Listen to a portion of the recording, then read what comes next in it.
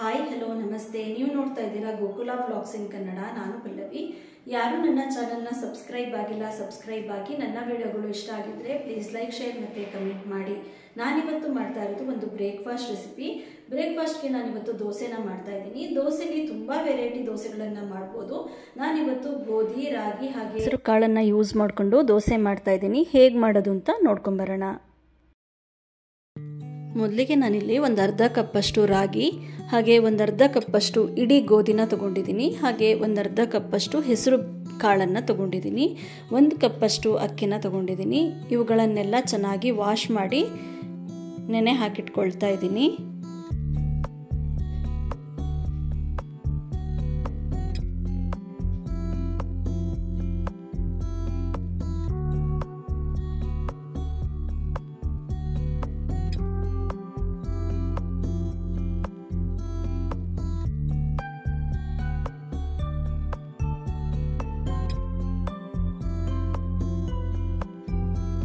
ಇದನ್ನ ಒಂದು 4 ರಿಂದ 5 ಗಂಟೆಗಳ ಕಾಲ ನೆನೆ ಹಾಕಿಡಬೇಕು.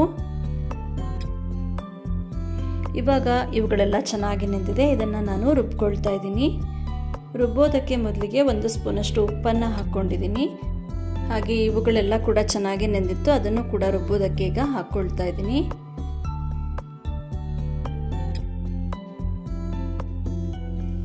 ಸ್ವಲ್ಪ ನೀರು ಹಾಕ್ಕೊಂಡು ಚೆನ್ನಾಗಿ ರುಬ್ಕೊಳ್ತೀನಿ. ಹಾಗೆ ನಾವಿಲ್ಲಿ ದಪ್ಪ ಅವಲಕ್ಕಿನ ಕೂಡ ನೆನೆ ಹಾಕಿಟ್ಕೊಳ್ಬೋದು. ನಾನಿಲ್ಲಿ ಪೇಪರ್ ಅವಲಕ್ಕಿನ ಹಾಕ್ಕೊಳ್ತಾ ಇದ್ದೀನಿ. ಒಂದು ಅರ್ಧ ಕಪ್ಪಷ್ಟು ಪೇಪರ್ ಅವಲಕ್ಕಿನ ಹಾಕಿದ್ದೀನಿ. ಇದು ಹಾಕೋದ್ರಿಂದ ದೋಸೆ ತುಂಬ ಸಾಫ್ಟಾಗಿ ಕೂಡ ಬರುತ್ತೆ. ಹಿಂದಿನ ದಿನ ನಾನು ದೋಸೆ ಹಿಟ್ಟನ್ನ ರೆಡಿ ಮಾಡ್ಕೊಂಡಿದ್ದೆ. ನೆಕ್ಸ್ಟ್ ದಿನಕ್ಕೆ ಹಿಟ್ಟು ಚೆನ್ನಾಗಿ ರೆಡಿಯಾಗಿತ್ತು.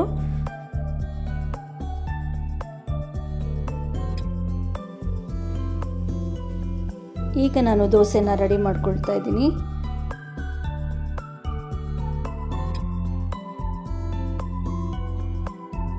ನಾವು ದೋಸೆನ ಸಾಫ್ಟಾಗಿ ಬೇಕಾದರೂ ಮಾಡ್ಕೊಳ್ಬೋದು, ಇಲ್ಲಾಂದರೆ ಗರಿಯಾಗಿ ಕೂಡ ಮಾಡ್ಕೊಳ್ಬೋದು. ತುಂಬಾ ರುಚಿಯಾಗಿ ಬರುತ್ತೆ.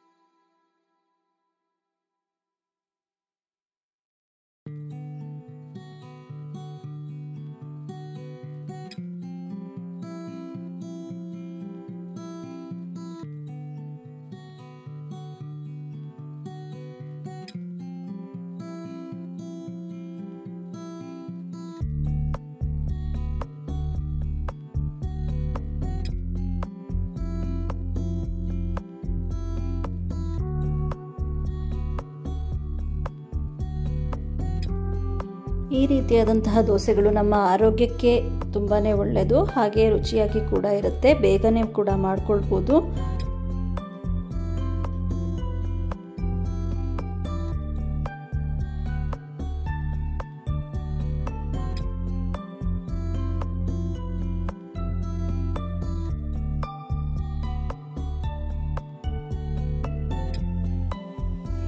ಈಗ ಬಿಸಿ ಬಿಸಿಯಾದಂತಹ ದೋಸೆ ರೆಡಿಯಾಗಿದೆ. ಇದನ್ನು ನಾವು ಪಲ್ಯದ ಜೊತೆಗೆ ಆಗ್ಬೋದು ಅಥವಾ ಚಟ್ನಿ ಸಾಂಬಾರಿನ ಜೊತೆಗೆ ಕೂಡ ತುಂಬಾ ಚೆನ್ನಾಗಿರುತ್ತೆ.